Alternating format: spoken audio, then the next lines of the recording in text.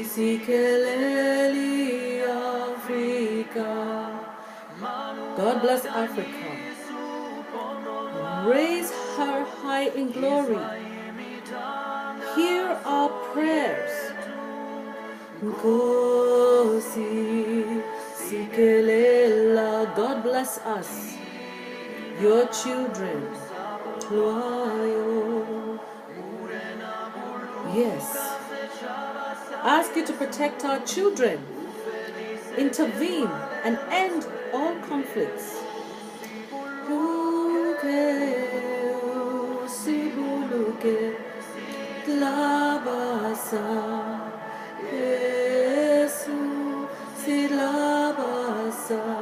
South Africa.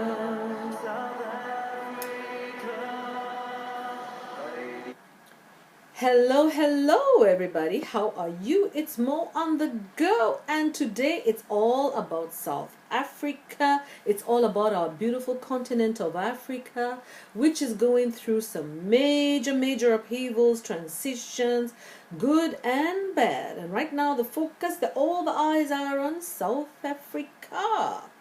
Well, what's going on in South Africa is definitely some food for thought for all of us, you know. And I think one of the things that you realize with South Africa is it applies to all of us Africans. None of us is actually, better than any other African.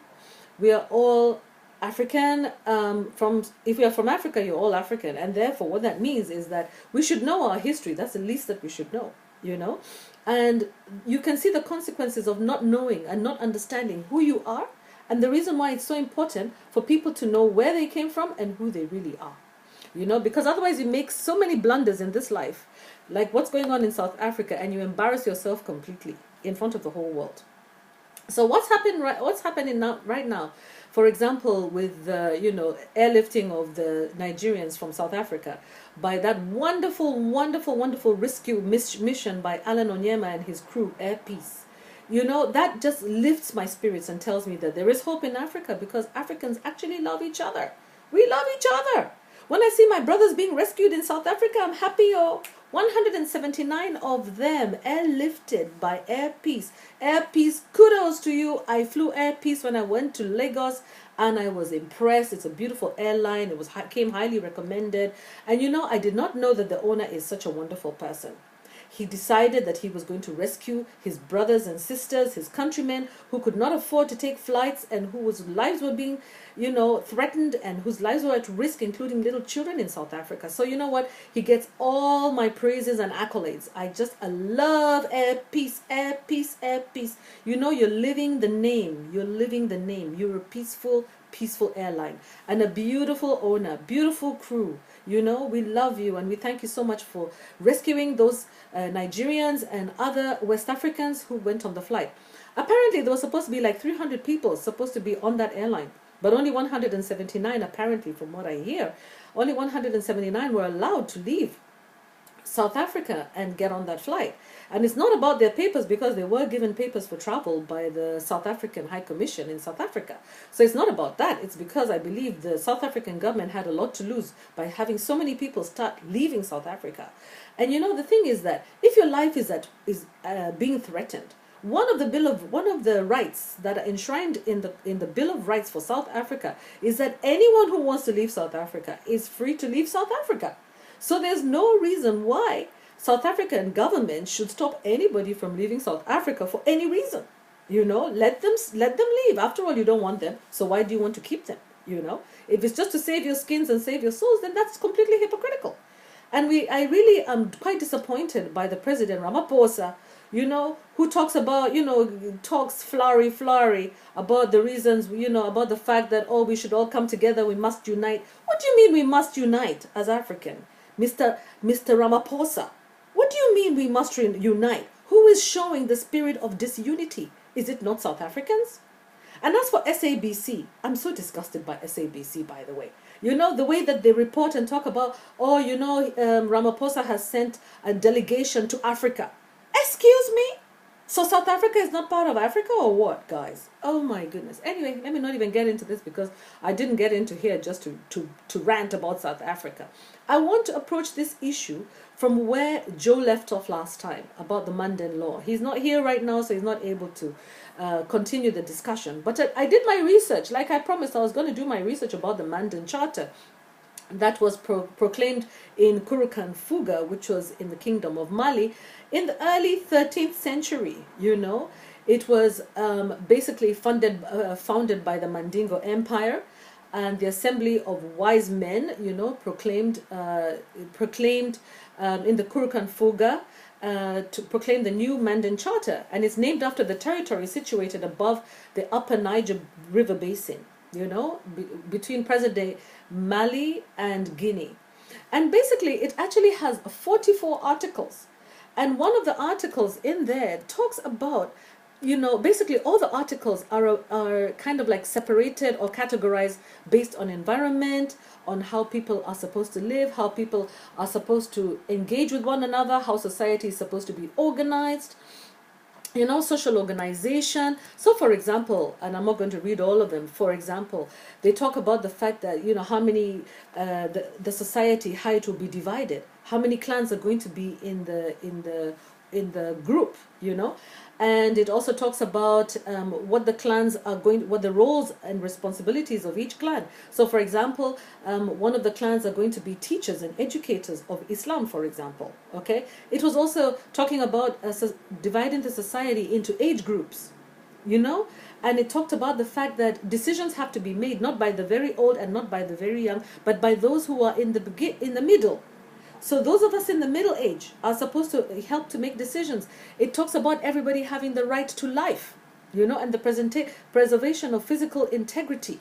Okay, it talks about the fact that any attempt to deprive any fellow human being of life is punishable by death.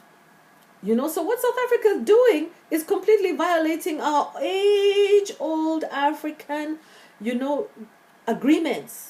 Okay, agreements. I would call them our agreements. And what were the ones that were, written down by the wise men of Africa? It talks about never to offend women, mothers. So South Africa, you have a very bad history.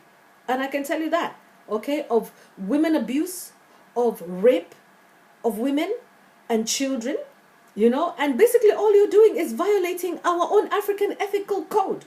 And even if you think that you're not African, I'll remind you, you're African. You're not white. You're African, South Africans. Okay? So don't tell us those Africans, those foreigners. They are not foreigners. They're Africans. They're your brothers and sisters.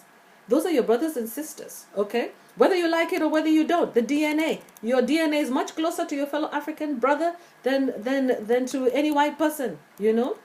Vanity. The Mande Charter talks about vanity as a sign of weakness. And sure enough, South Africa, you're showing a lot of vanity. You're vain.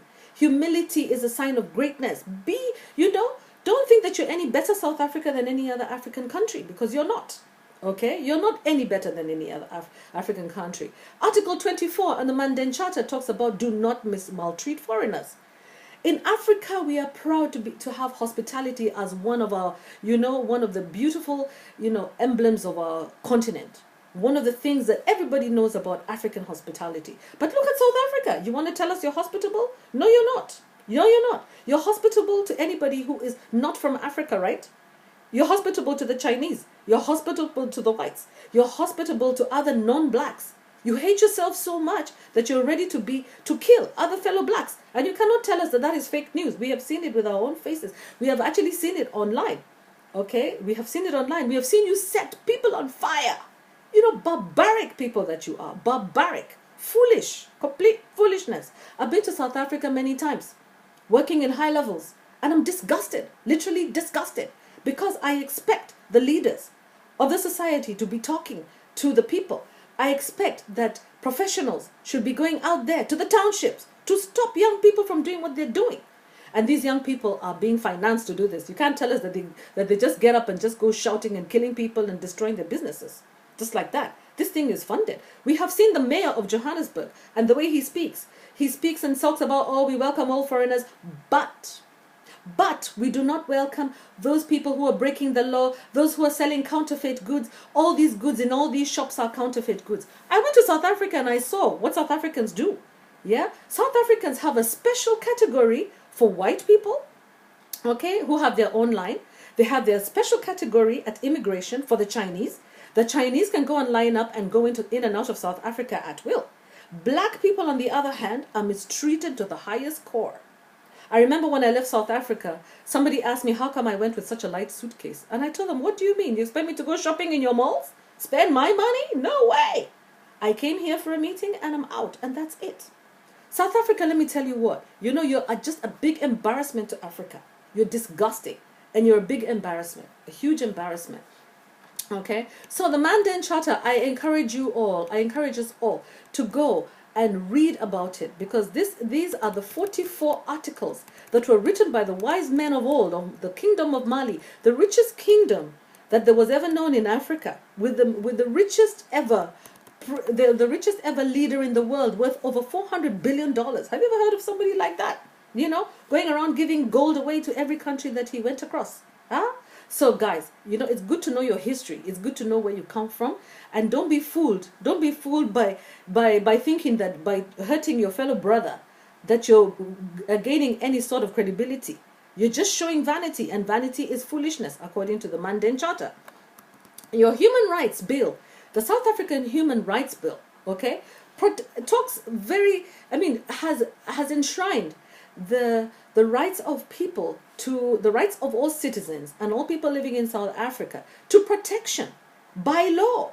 The government and the executive, the judiciary, the legislature are all responsible for ensuring protection of anyone living in South Africa, citizens of South Africa and non-citizens of South Africa, including foreigners. Okay, and you're not supposed. So in other words, it's very disappointing to see the government choosing who they're going to support and who they're going to protect and who they're not going to protect. So I'll tell you what, you know, you need to read the Bill of Rights, South Africa. You know, read your own Bill of Rights if you don't even know it. I know it probably better than many of you. Yeah, because I've been doing my research. The Bill of Rights is a cornerstone of democracy in South Africa. It enshrines the rights of all people in your country, and it affirms democratic values of human dignity and equality and freedom in South Africa. The state of South Africa must respect, protect, and promote and fulfill the rights enshrined in the Bill of Rights. Okay? And that it's supposed to be applied in this way, in case you don't know. Let me tell you how it's supposed to be applied. It is supposed to be applied in all law and bound by the legislature, the executive. And it actually talks about equality. It says that everybody is equal in South Africa before the law and has the right to equal protection and benefit of the law. That's unless you're operating a lawless country. Yeah? Equality includes the full and equal enjoyment of all rights and freedoms. Okay? And it also talks about the state may not unfairly discriminate directly or indirectly against anyone on one or more grounds, including race, gender, sex, pregnancy, marital status, ethnic or social origin, color, sexual origin, age, disability, religion, conscience, belief, culture, language, and birth. The state may not unfairly discriminate. And we have seen the state unfairly discriminate against Nigerians, unfairly discriminate against quote-unquote foreigners. And the foreigners that they're talking about are not white foreigners. They're not non-black foreigners. They're talking about other Africans, members of the continent, who they consider to be foreigners. You consider to be other Africans to be foreigners. You say you're going to Africa. South Africans, you're going to Africa. You're traveling all over. All these Africans are coming. I just have to laugh. Because it reminds me of some of those North African countries that talk about, oh, you know what, yes, you know, we're North Africans, but you know, you Africans, they forget that they're on the continent of Africa. They're really foolish. Yeah, really, really foolish. South Africans have to be some of the dumbest people, I'm sorry to have to say. You know, next, in all of Africa, we have the smart people in Africa, and then we have the dumb ones. South Africans right now, you're just showing complete lack of mental this. You'll just lack this, literally. That's what you're showing. You know, human dignity. Everyone has inherent dignity and the right to have their dignity respected and protected under South African law. Everybody has a right to life, including those people that you're burning with tires over there. You know? Since when do you burn people with tires, South Africans? What kind of human beings are you? Are you even human beings at all? You know? The freedom of security of the person is enshrined in your Bill of Rights. Everyone has a right to freedom and security of the person, which includes the right not to be deprived of freedom. It also talks about the right to leave South Africa. You don't have a right to stop anybody from leaving South Africa if they want to leave South Africa. They have every right to leave South Africa if they want to. Okay? So you know what? I just want to call on all African countries, because this is a very important lesson for all of Africa. All of African leaders, including the leader of my own country, Kenya.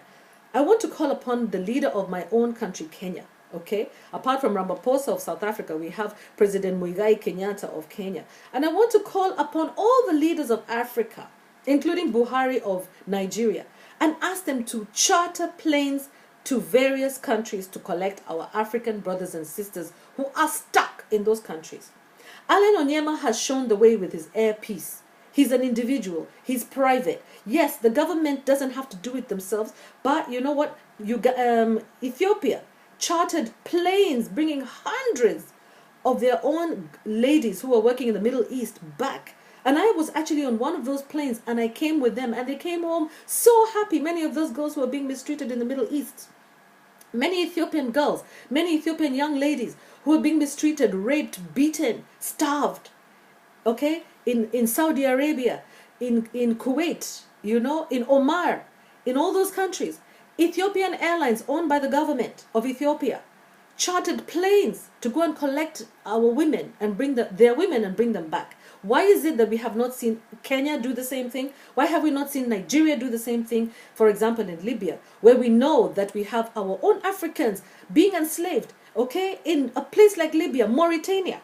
We have a responsibility to our fellow brothers and sisters to use our taxpayers' money to go and collect our brothers and sisters who are stuck in these countries. We have Africans who are living under bridges in America, in England. They want to come back home and they cannot come back home because they cannot afford it. There are others who are homeless. There are others who just want to come back home. Why is it that you cannot make safe passage for them to come back home? Why? You know, why is it that we need leaders such as Alan Onyema, who is just a private sector, one guy, doesn't matter how much money he has, one guy who doesn't have access to state resources, okay, has access to his own resources and ready to bring every single Nigerian back from South Africa. You know, we really have to question our minds, question our consciences and grow up.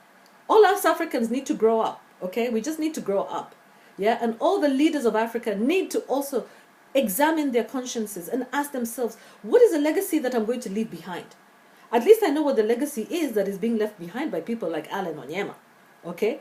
By people like the president of Ethiopia, who brought back his own people, okay, from the Middle East, okay? By people like Julius Malema of South Africa.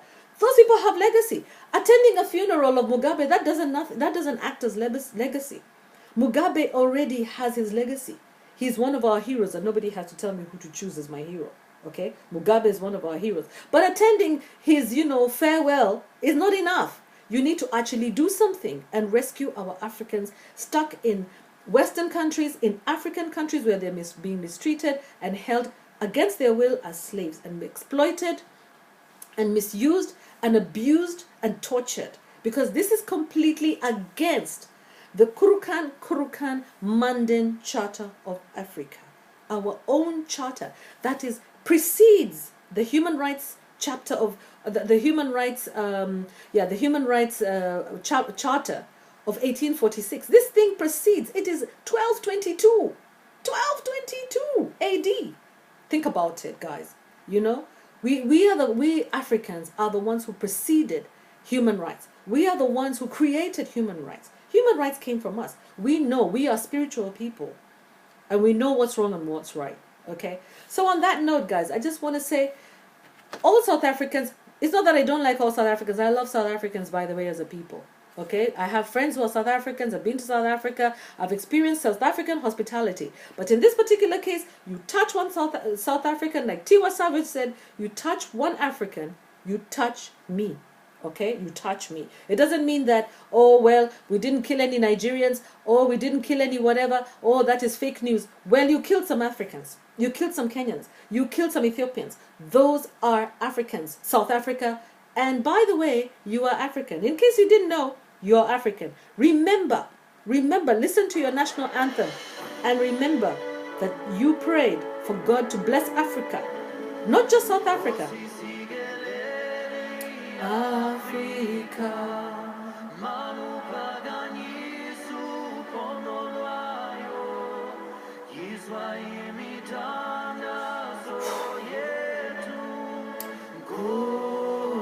Kosi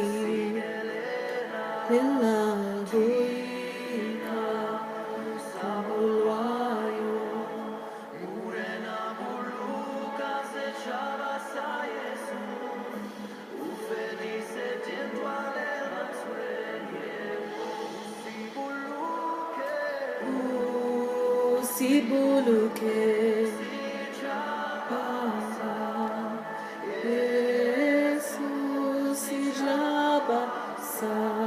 South Africa.